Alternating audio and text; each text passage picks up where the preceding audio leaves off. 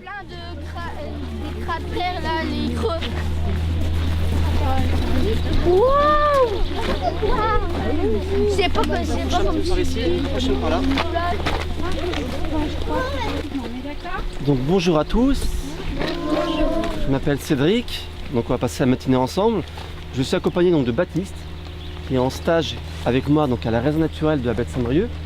Et puis vous avez pu voir qu'il y avait Yann qui filme un petit peu aujourd'hui parce que cette année on fête les 20 ans de la réserve naturelle. Donc on crée beaucoup d'animations, des sorties, toutes gratuites, tout au long de l'année, pour tout le monde. Et j'ai demandé à Yann de filmer un petit peu nos actions sur le terrain, de façon à faire un petit film à la fin de l'année qui résume toutes les actions qu'on a mis en place dans le cadre des 20 ans de la réserve naturelle. Donc Yann ce matin va nous suivre, filmer un petit peu ce qu'on va faire ce matin, différentes activités. Donc ce matin on va faire deux choses. Premier point, on a la chance, le temps est avec nous, on va descendre vers la baie de Saint-Brieuc, faire une activité de terrain. On a pris quelques longues vues avec Baptiste, on va observer les oiseaux, car ici des fois il y a beaucoup d'oiseaux en baie de Saint-Brieuc. Donc ça pendant jusqu'à 11h, pendant une heure et demie. Et ensuite on va remonter dans les maisons, dans les locaux de la maison de la baie, où on va visiter le musée qu'il y a dans la salle. Et ce jusqu'à midi et un quart, l'heure à laquelle il faut que vous partiez. Donc du coup on va descendre pendant 5 minutes, on va marcher pendant 3-4-5 minutes et après on va s'arrêter devant un panneau où je vais vous expliquer ce qu'est la baie de Saint-Brieuc et ce qu'est la réserve naturelle de la baie de Saint-Brieuc. D'accord? On se suit dans le chemin?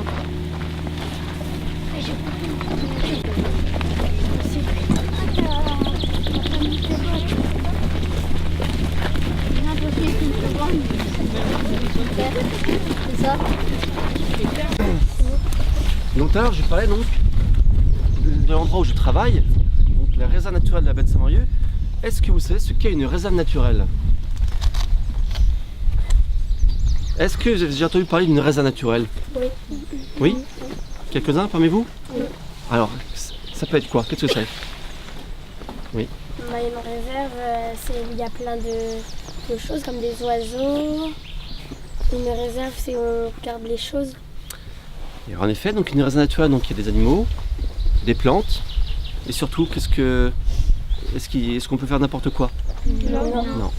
En fait, une réserve naturelle, donc c'est un lieu naturel qui est protégé. La notion de protection est très très forte. Le statut de réserve naturelle, c'est ce qui existe de plus fort en France pour protéger les animaux et les plantes. Est-ce que vous connaissez d'autres réserves naturelles ailleurs que la baie de Saint-Brieuc? Non?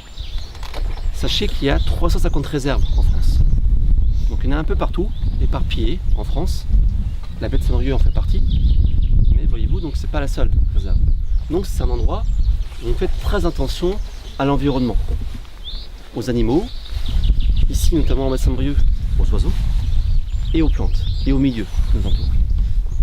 Ce que vous voyez devant vous actuellement, donc c'est la réserve naturelle de la baie de Saint-Brieuc, une partie. Ce que vous voyez devant vous restera ainsi pendant des années et des années. Une fois que l'endroit est classé en réserve naturelle, il ne peut pas être détruit, ni être modifié. Ça vous paraît peut-être normal, mais sachez qu'ici, il y a 40 ans, avant la création de la réserve, c'était seulement 20 ans, il y a 40 ans, ici, on voulait faire plein de choses. Quand je dis plein de choses, il y a des personnes qui estimaient, qui trouvaient que le paysage devant vous ne rapporte rien, n'avait aucune valeur. Ça sentait pas bon, les algues, la vase. Donc il y a des personnes qui se sont dit, tiens, si on faisait des choses, comme par exemple un aéroport. Devant vous, il y avait un projet d'aéroport il y a 40 ans. Autre projet, pour vous situer, donc actuellement là, vous êtes ici. Marquez, vous êtes ici. Facile. Vous êtes garé à la maison de la baie, un peu plus haut. La réserve naturelle, donc le lieu où on protège de manière très très forte, est délimitée sur la carte par un trait rouge. En réalité, en vrai, vous verrez des bouées jaunes qui délimitent la réserve, qui vous dit si vous êtes ou pas dedans. Donc, dans les projets également qu'il y avait il y a 40 ans, même bien au-delà, on voulait fermer ici la baie pour empêcher la mer de remonter jusqu'ici. C'est-à-dire que là, il n'y aurait pas eu d'eau. Ici. On voulait fermer, faire une grande digue, faire comme ici un grand enrochement avec des cailloux pour empêcher la mer de remonter, vous pouvez faire ici des cultures, par exemple. Culture de tulipes, du maraîchage. Donc vous voyez, donc, il y a eu quand même beaucoup de projets pour essayer de trouver une valeur. Face à ces menaces, les habitants de Langueux, de Saint-Brieuc, et je suis sûr de Trégueux également, parce que c'est juste à côté, se sont dit on ne peut pas laisser faire ça. On ne peut pas laisser notre nature se détruire ainsi. Donc les gens ont commencé un peu à se mobiliser, à montrer un petit peu les richesses naturelles de la baie de Saint-Brieuc, pour montrer que ce n'était pas qu'une vasière, il y avait aussi beaucoup d'animaux qui venaient se reposer, se nourrir dans la vase, et également beaucoup de plantes, qui n'étaient pas forcément, qu'on ne peut pas trouver forcément ailleurs. Donc du coup ils ont fait des réunions, et c'est de convaincre les personnes pour dire qu'il y avait un intérêt à protéger la baie de Saint-Brieuc. Et c'est comme ça, petit à petit, que l'idée de réserve naturelle est venue. Et en 1981, ces personnes ont déposé un projet de réserve naturelle qui a finalement abouti en 1998.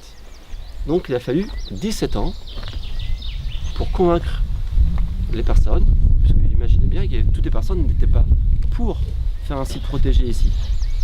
Des pêcheurs, des chasseurs, des personnes qui utilisaient ce site, qui avaient peur que le statut de réserve naturelle les bloquait dans leur activité. Donc il a fallu du temps. Et finalement, la réserve a été créée le 28 avril 1998 par le Premier ministre de l'époque, qui en est sur une réserve naturelle qui est nationale. Vous voyez, donc ça ne se fait pas comme ça, une réserve naturelle. Il faut beaucoup de temps pour la créer. Vous habitez tous Trégueux ? Plus ou moins ? Oui, donc c'est Trégueux et par ici, pas très loin. La baie de Saint-Brieuc ici est assez particulière, parce que lorsque la mer se retire, elle se retire très très loin. Là actuellement, la mer n'est pas là. Où est-ce qu'elle est passée ? Elle est par là ou par là-bas ? Elle est par là-bas en effet. Si on regarde sur la droite, par ici, donc la mer se retire très très loin. En fait, elle peut se retirer jusque là, il y a mon doigt, le trait bleu ici. C'est le niveau le plus bas de la mer. Et lorsqu'elle monte, elle remplit toute cette partie-là, toute l'anse. Et là, c'est les 7 km. Donc c'est une sacrée distance, hein. 7 km de retrait de la mer. Et comme c'est une vaste étendue, la mer ici, par fort coefficient, monte très rapidement et descend aussi très rapidement. L'autre particularité, c'est que la différence d'eau entre la basse mer et la haute mer, en fait, si vous restez ici à marée basse et que vous attendez que la mer monte pendant 6 heures, vous aurez au-dessus de vous 13 mètres d'eau. On appelle ça le marnage. C'est la différence d'eau entre la basse mer et la haute mer. C'est-à-dire que la mer va monter sur 13 mètres de hauteur. C'est quand même assez important. Oui. Là aussi, il y a un déchet. Ouais, c'est pas bien. Malheureusement, il y en a. Parce que lorsque la mer monte, elle va se retirer. Et en se retirant, elle va laisser plein de choses sur les plages. Des algues, du bois mort, mais aussi malheureusement des déchets plastiques. Comme ce bidon, coupé en deux, en effet. Juste pour continuer, on a un peu plus loin. Une réserve naturelle, donc c'est un lieu protégé. Il y a 3 missions d'une réserve naturelle. La première mission, c'est de protéger. Protéger ce qui est classé en réserve naturelle. Protéger, c'est faire respecter la réglementation. Si on veut protéger au mieux les milieux, les espèces, les plantes, on a mis en place une réglementation. Qui dit par exemple, c'est-à-dire quoi celui-ci ? tenir un chien en laisse, le chien en laisse. Pourquoi, à votre avis, le chien, avec son propriétaire qui vient ici, doit être tenu en laisse? Parce que ça glisse, il y a plein d'algues et... Non, c'est pas la raison. Parce que il peut...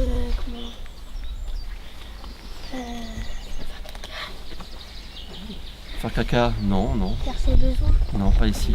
On n'est pas sur des plages de baignade. Par contre, sur des plages de baignade, l'été, oui, le chien peut faire caca et ça peut être aussi handicapant. Ils peuvent aller là-bas tout au feu, Il peut aller là-bas. au niveau de la mer. Il peut aller loin, il peut courir. Et Jules, qu'est-ce que t'en penses? Il peut chercher les oiseaux. Exactement, ouais. Ici, je n'ai pas dit, c'est vrai. En baie de Saint-Brieuc, Si ça a été classé en réserve, c'est parce qu'il y a beaucoup d'oiseaux à venir l'hiver. Actuellement, il y en a moins. Mais entre octobre et mars, il y a entre 30 et 35 000 oiseaux qui viennent en baie de Saint-Marieux, ici, pendant leur migration. C'est quoi une migration? C'est quand ils descendent vers le sud. Enfin, On n'entend pas, Timothée, il faut que tu parles très fort. c'est quand ils descendent vers le sud pour chercher la chaleur. En l'occurrence, là c'est vrai, pour ces oiseaux donc, qui viennent l'hiver chez nous, ils vont quitter les pays froids de la Russie, Sibérie, très très loin, pour trouver des températures beaucoup plus douces et de la nourriture. Puisque l'hiver, en Russie, il fait moins 20, moins 25, le sol est totalement gelé, l'accès à la nourriture n'est pas possible. Donc ils vont quitter ces pays, ils vont longer les côtes pour arriver en baie de Saint-Marieux. Certains d'entre eux vont rester ici tout l'hiver, pendant 5 mois. D'autres vont continuer leur chemin à descendre au sud de la France, Espagne, voire Afrique. Donc certains parmi eux vont faire une distance jusqu'à 10 000 km pour venir en baie de Saint-Marieux. Donc quand ils viennent ici, ce qu'il leur faut, c'est du repos. C'est comme vous, hein, quand vous courez beaucoup de temps, il faut vous reposer après. Il faut que vous reposiez et également reprendre des forces en vous alimentant. C'est pareil pour les oiseaux. Il leur faut du repos et la nourriture.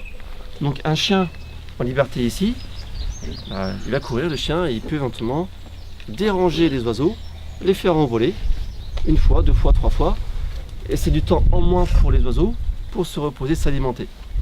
Et s'il y a trop de dérangements ici ou ailleurs par rapport à ces oiseaux qui arrivent de loin, ils peuvent ne pas passer l'hiver et mourir. Donc la baie de Saint-Marieux a un rôle très très important pour beaucoup d'espèces d'oiseaux qui viennent ici en migration d'hiver. Après, donc si on continue, donc il y a des activités sportives qui sont réglementées. La circulation véhicule à moteur, moto, quad, est interdite sur les plages de la réserve.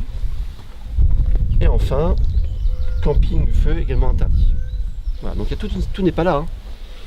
Qu'est-ce qui se passe si les personnes ne respectent pas la réglementation, à votre avis? Il y a les espèces d'oiseaux qui vont s'éteindre. Oui, comme j'ai dit, en effet, oui. Les oiseaux donc, ils vont partir ailleurs, ils vont pas être bien, ils peuvent mourir. Et qu'est-ce qui arrive à la personne qui ne respecte pas la réglementation? Je sais pas. Il a une amende. Il peut avoir une amende. Donc nous, comme vous pouvez le voir, on est policier également. On est policier d'environnement. On assure les fonctions de police. Une personne qui ne respecte pas la réglementation, on va les punir en les verbalisant, leur mettre une amende. Ça, c'est un autre travail. Un chien en liberté ici, ça coûte 68 €. C'est cher. Circuler un véhicule à moteur, ça peut coûter jusqu'à 1 500 €. Donc sur tous les sites protégés en France, il y a une réglementation à respecter. Vous rentrez dans le site, vous êtes censé respecter la réglementation. Si vous ne voulez pas respecter la réglementation, vous allez ailleurs, vous promenez. Oui. Et si on ne voit pas le panneau et qu'on passe comme ça et qu'on achète ça? Après, si on passe comme ça, qu'on ne voit pas le panneau, ça peut arriver. Les gens qui arrivent là ne voient pas le panneau. Après, c'est à lui de se renseigner de ce qu'il y a comme réglementation, là où il va se promener. Après, en effet, oui, il peut y avoir des personnes qui passent sur des chemins autres qui ne voient pas les panneaux. Voilà, après, on discute. Si la personne a une bonne foi, on peut la croire. Pas forcément une amende à chaque fois. Mais sachez que voilà, il faut aussi informer les personnes qu'il y a une réglementation à respecter. Pour continuer, on va aller plus loin. Après la protection, on fait la gestion de ce milieu. On fait des inventaires de plantes, d'animaux. On protège mieux ce que l'on connaît. Du coup, ici, on apprend à mieux connaître le milieu de la baie de Saint-Marieux. Et enfin, c'est ce que je fais ce matin avec vous. On fait aussi des actions d'animation, d'éducation, pour expliquer aux gens pourquoi ici le site est protégé, qu'est-ce qu'on y trouve et quel est l'intérêt de ce site. D'autres questions ou pas? Non? C'est pas de question, donc on va emprunter la plage pour nous rendre sur la petite pointe là-bas.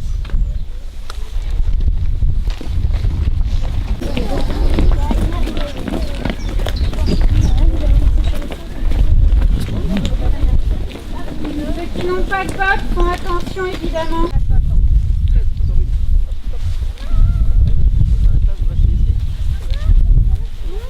Forme et également la forme de son bec. Et ensuite vous essayez de le retrouver dans la feuille et trouver son nom. D'accord? On a chacun une feuille. Une feuille par groupe.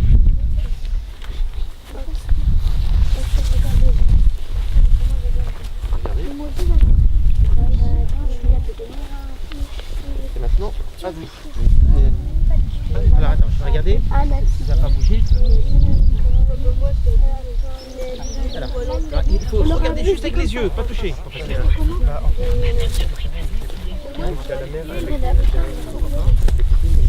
Ah d'accord. Oui, pardon. Alors, on va régler. C'est qu'avec les yeux, parce que c'est pas facile. Une fois que tout le monde l'a vu, vous passez à une autre espèce. J'ai vu quelqu'un qui faisait Alors, du vélo. quel oiseau vous avez vu? D'accord, d'autres oiseaux? Non, que celui-là? Alors après, Alors là, vous écoutez bien, je vous donne une feuille chacun. Sur la feuille, il y a 5 espèces d'oiseaux, dont certains, là vous avez vu, le courlis, le cormoran, la barge, le butrier et le tardeur de ballon. Et en dessous, il y a 4 autres images avec un poisson, un ver marin qui vit de la vase, un petit escargot qui vit à la surface de la vase et une coque. La coque, c'est ça, ce coquillage-là, qui vit dans le sable. Et il faut que vous reliez l'oiseau à sa nourriture. Et l'indice, qui est très important, c'est regardez bien la forme du bec de l'oiseau qui vous permettra d'identifier ce qu'il mange. En fonction qu'il soit long, court, gros, petit ou autre, il ne mange pas la même chose. Donc essayez de deviner dans un premier temps ce qu'il peut manger.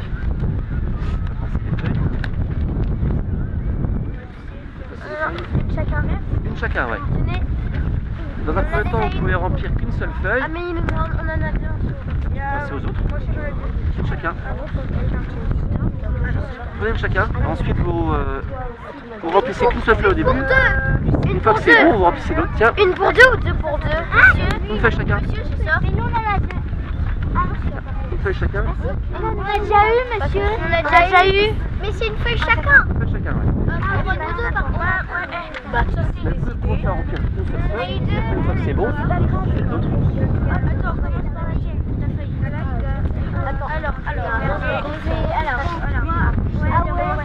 Essayez de deviner. Ouais, le cormoran. Bah oui. Lui, c'est ça.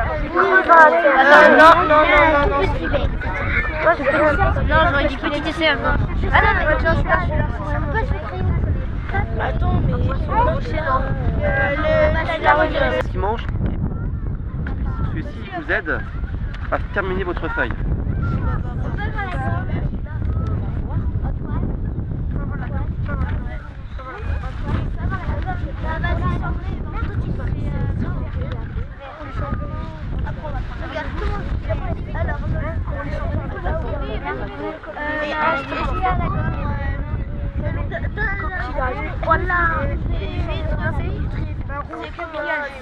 Ah mais je l'avais. Antoine triche pas.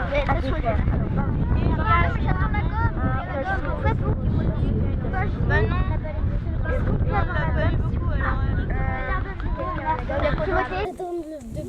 Tadorne, oui, je suis d'accord. J'en ai vu un tadorne. Celui-ci, je suis pas sûr. Il y a un noir et blanc, il y a un noir et blanc. Celui-là. Oui, Non, celui-ci n'est pas là actuellement. Parce qu'il y a des espèces où aujourd'hui, si vous les voyez, c'est pas possible. Il y en a qui sont pas là aujourd'hui. Non, mais il y en a un, il est noir, on est blanc. Alors, regardez bien la couleur et la forme de son bec aussi. sauf il y a le grand corps. Après, c'est aléatoire les oiseaux, vous savez. Alors, on revient une demi-heure après, il y a d'autres oiseaux où il y en a moins, vous voyez. C'est comme ça, ils bougent. Hein. Ils ne sont pas enfermés dans une cage. Hein. Donc, alors après, alors quand ça a bougé là, je vais essayer de trouver autre chose. Ouais, moi aussi. Nous, on a bougé. D'accord. Et tu regardes, t'as vu ici, regarde. T'as vu, eux, on voit la différence. Tu vois, la longue vue. Ou t'essayes de trouver. Essaye de trouver aussi, regarde. il y en a un qui veut que j'en ai. T'essayes de trouver comme ça, voilà. T'essayes de trouver. Tu déplaces un peu. Vas-y, essaye de déplacer. Alors prends la poignée comme ça, tout doucement. Et tu regardes en même temps, hein. Tu regardes en même temps. Adam, ça a titimoté. Voilà, t'essayes de trouver. Adam. Ah, il y a tes dents de melon. Alors, essaye de trouver d'autres oiseaux. Que, à part les tas de dents de melon. Bah justement, c'est ce que je veux dire, c'est dommage parce que justement il y en a pas. Oui. Est-ce qu'on pourrait trouver des faucons avec des noirs C'est pas la période. ou c'est le canard Souchet? Oh bah non, Souchet, il a un bec comme ça. Alors, peut-être à l'observatoire, hein, c'est possible, hein, Lionel. Peut-être de l'autre côté, il y en a. Bah, il y avait un... Comment on est passé. Oui, j'ai pas vu. C'est pas lui. Vous ne connaissez pas les symboles. Mâle, femelle. Je crois qu'ils n'ont pas... Ça va passer. Il est là pour la photo, mais après il est tout petit. Hein. Ouais, mais non, je crois pas que... Canard plein, non, goéland. Il n'y a pas de problème, si, il y en a. Voilà. Après, vous partagez. Hein. Après, laisse la place. Hein.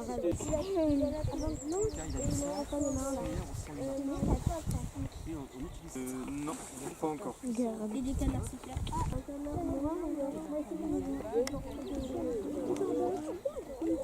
Au bord de la mer. Blanc. Alors celui-là, non, non, il y a pas, c'est pas celui-là. Il est pas là. Il vient que l'hiver. La bernache gravant. Mais ils sont au bord de la mer, ils sont pas encore là. Ça, vous en avez vu plein tout à l'heure. Ah, j'ai trouvé. Alors, tu cherches des oiseaux? Deux, t'adores avec 4 petits.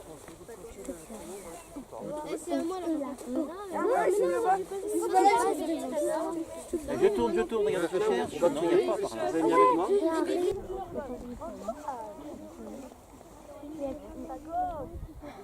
Là, je vous ai mis sur un groupe d'oiseaux. Après, il faut chercher. Allez, encore 2 minutes. Ça, là. Tout blanc. Tout ça. Du noir. Un cygne. Comme ça, Louis. Loupette, je vais voir. T'as vu vers où? Au flanc de canard. Au feu. Touche pas. Bah, j'espère que c'est des... Deux courlis au milieu, là. Je vais pas dire le nom. Des courlis, j'ai mis là. Ah bah c'est bien. Jacques, donc lui, il fait des galeries dans la vase, dans le sable. Il fait des galeries en forme de cul. Donc là, c'est la surface du sable, et légèrement courbé vers le haut.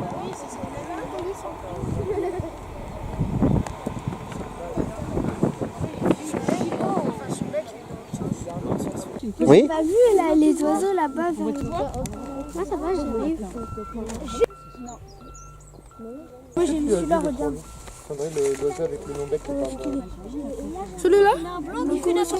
Là, c'est celui-là, oui. Le coulisson. Moi, j'ai Oui, vu celui-là. Coulisson. Oui, il a un super long bec, hein, regardez. Oui. Moi, j'ai vu celui-là en train de s'envoler comme ça.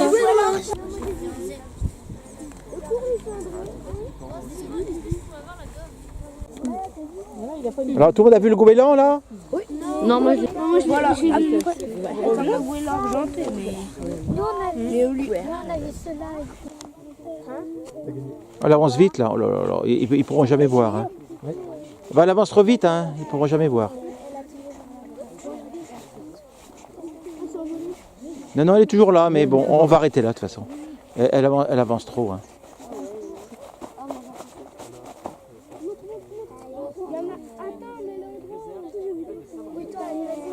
Attends, je vais te la remettre. Tu la vois? Non, non, elle avance trop. Hein. Oui, je vois pas. Se poser à côté, non? Pardon? Il y a sa dent qui a dû venir se poser. Ça fait lourd. Ça fait. Ah non, c'est pas un chat.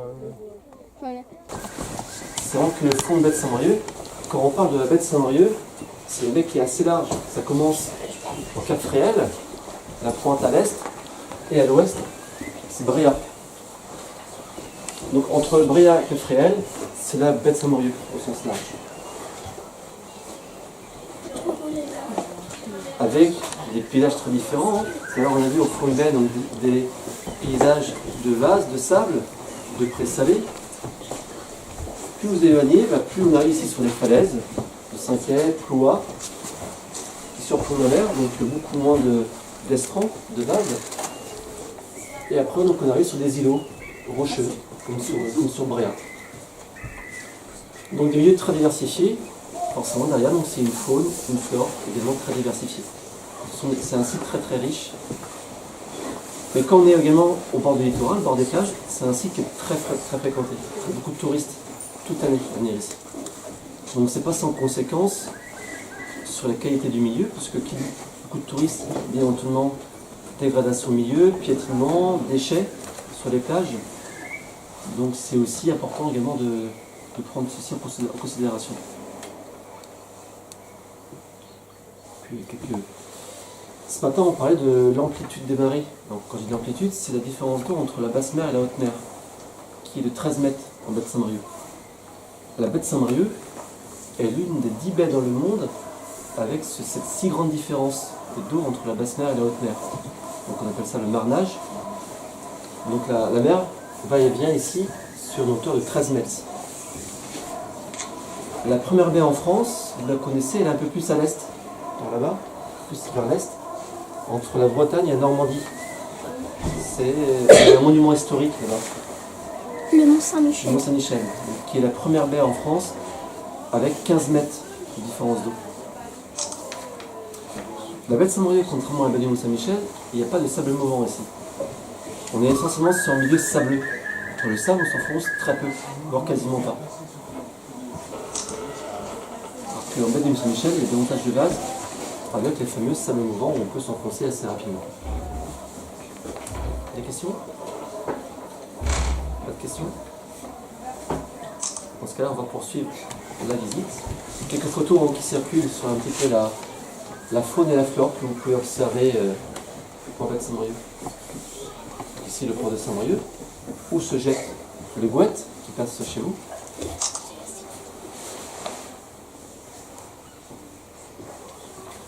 Paysage de cours d'eau dans la vasière qu'on retrouve ici. Parce que les Gouettes arrivent là, les Gouettes. Là c'est le port. Est-ce que vous savez comment on appelle les rivières qui se jettent en mer ici? Tous ces méandres dans la vase, dans le sable. On a appris, non? Les filières. Les filières, ce sont les cours d'eau qui arrivent dans la mer. Est-ce que vous habitez Trégueux par ici? Vous voyez, donc il y a plein de cours d'eau et rivières qui se jettent en baie de Saint-Brieuc. C'est autant d'apports de richesse d'eau douce en mer. Malheureusement, ces cours d'eau également apportent également des déchets. Ce matin, dans le panneau, on a vu un déchet plastique, le bidon jaune coupé en deux. Sachez que les déchets, on en trouve malheureusement beaucoup en baie de Saint-Brieuc. Ces déchets, ils ont plusieurs origines. La première origine, la plus répandue, sont les déchets qui sont en mer, qui ont été jetés en mer et qui arrivent tôt ou tard sur les plages. Lorsque l'un se retire, ces dépôts restent sur les plages. Ensuite, il y a tous les déchets qui arrivent des cours d'eau. Un déchet qui est jeté sur Saint-Brieuc, Trégueux, par une forte pluie, il va emprunter donc le réseau de fossés, puis de cours d'eau. Les cours d'eau se jetant en mer, ils vont arriver tôt ou tard sur la plage.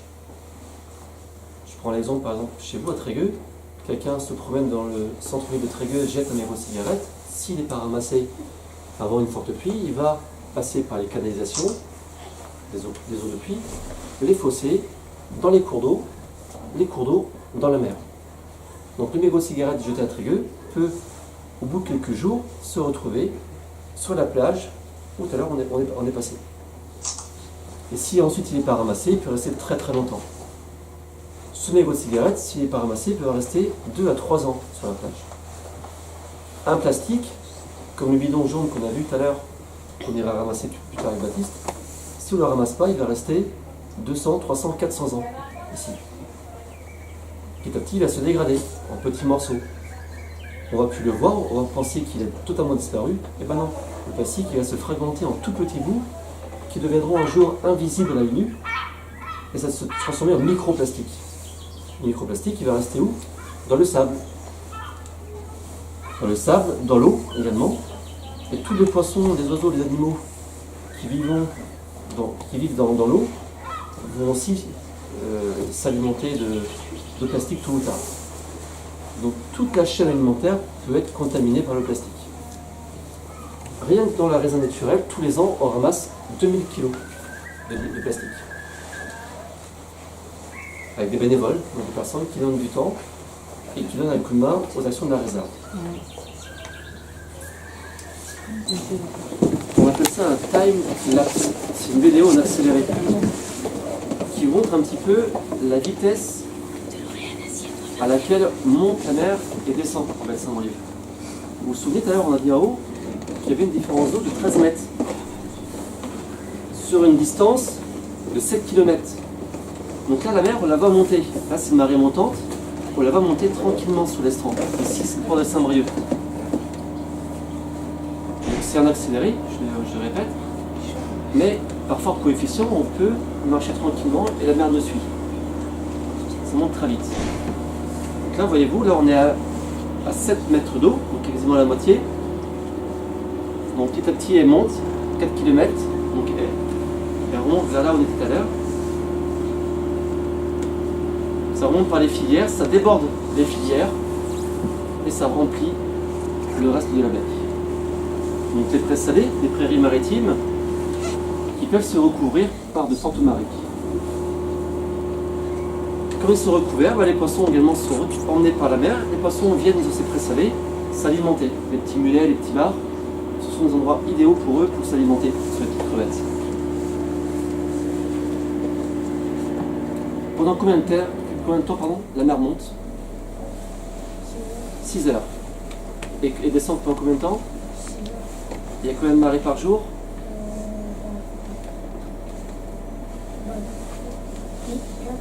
4 marées par jour.